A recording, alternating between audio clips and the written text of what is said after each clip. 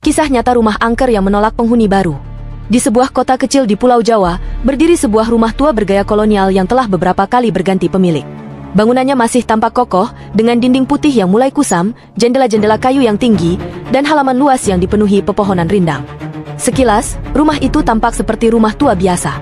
Namun ada satu hal yang membuat warga sekitar selalu membicarakannya.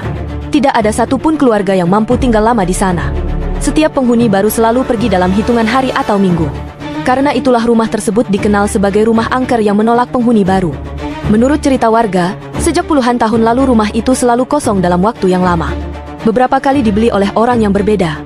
Beberapa kali direnovasi. Namun hasilnya selalu sama. Penghuninya memilih pindah karena mengalami kejadian-kejadian yang sulit dijelaskan. Ada yang mendengar langkah kaki di loteng setiap malam. Ada yang melihat pintu terbuka sendiri. Bahkan ada yang mengaku mendengar suara seseorang memanggil nama mereka dari dalam rumah yang kosong. Salah satu kisah paling terkenal datang dari pasangan suami istri bernama Andi dan Maya. Mereka membeli rumah itu karena harganya jauh lebih murah dibandingkan rumah lain di kawasan tersebut. Awalnya mereka tidak mempercayai cerita-cerita yang beredar. Hari pertama berjalan normal. Hari kedua pun tidak ada hal yang aneh. Namun pada malam ketiga, sekitar pukul 1 dini hari, Maya terbangun karena mendengar suara kursi bergeser dari ruang tamu. Gesrek, gesrek, gesrek. Ia membangunkan Andi. Mereka keluar dari kamar sambil membawa senter. Ruang tamu tampak kosong. Semua kursi masih berada di tempatnya. Saat hendak kembali tidur, terdengar suara langkah kaki dari lantai atas.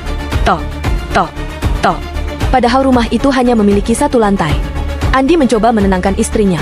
Ia mengira suara tersebut berasal dari atap rumah yang memuai akibat perubahan suhu. Namun suara itu terus terdengar setiap malam. Semakin lama semakin jelas. Beberapa hari kemudian, anak mereka yang masih berusia 6 tahun mulai berbicara tentang kakek yang sering duduk di kursi goyang ruang tamu. Padahal keluarga itu tidak memiliki kursi goyang. Ketika ditanya siapa yang dimaksud, sang anak hanya menjawab, "Kakek itu bilang rumah ini bukan rumah kita." Jawaban itu membuat kedua orang tuanya merinding. Suatu malam, Andi memutuskan memasang kamera di ruang tamu. Ia ingin membuktikan bahwa semua kejadian itu memiliki penjelasan. Keesokan paginya, mereka memutar hasil rekaman. Selama beberapa jam tidak terjadi apapun. Namun tepat pukul 2 dini hari, pintu ruang tamu perlahan terbuka sendiri. Tidak lama kemudian, kursi di sudut ruangan bergeser beberapa sentimeter. Yang paling membuat mereka ketakutan adalah munculnya bayangan hitam yang berdiri di depan tangga menuju loteng kecil tempat penyimpanan barang. Bayangan itu tidak bergerak. Hanya berdiri diam selama beberapa detik. Lalu perlahan menghilang. Malam berikutnya, kejadian yang lebih aneh kembali terjadi. Lampu rumah berkedip tanpa sebab. Jendela terbuka sendiri meski semua telah dikunci. Dan terdengar suara seorang pria tua berbisik dari lorong. "Pergilah, rumah ini bukan untuk kalian."